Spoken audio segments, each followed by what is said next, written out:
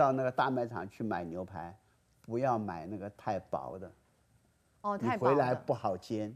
要买厚一点的，厚一点的像这个这是师傅这样切的。哦这样一般牛排最好吃就是大概要多2.5到3公分哦啊。 ，OK，好，大哥，你再比一次给大家看，要够厚要大概多少？这个你哇这边说要多少？2.5 2.5到3，哦，切的厚度要厚2.5到厚一点的，愈高愈好吃啦。哎重点都出来。哎，这个是花了1天的时间改腌啦，烘干，烘干的对对对对，而且是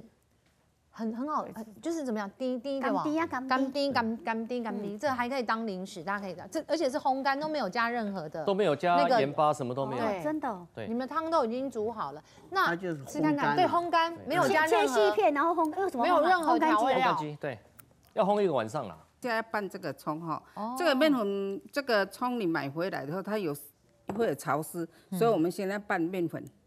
哦，原来还要再先拌面粉，对，还会凉凉啊，让它稀释一下就对了啦。哈，对出水啊，因为对是这个丢啦对哦，它 OK 这样葱就会干了哈。你看，你的老师这样教我们才知道说，原来这个葱还要拌，这个是对低筋的，低筋，我们如果你这是说要初学者的啦，是对不是？哦，对好你如果要哦想一点，芝麻来了再撒一点芝麻哈。哦，哇，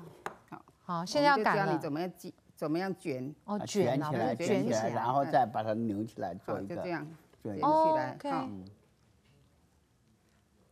你就卷等一下葱就会和在包到里面了，面对面哦，就是整个就会然后弄到你就是把它拉长，你这个拉的越长，你的层次越多。哦，哦，如果也有人用甩的，他们就是他们会甩，但是你甩要小心，不要把它拉断。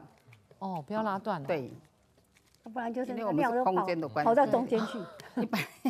对，卷的话就是你顺着你的哦看那手，小小一片葱油哎饼，就是这样还真多哎哦，哦，这样卷起来，哦，有没有哈这样卷起来，对这样对卷起来，哦对 OK 对。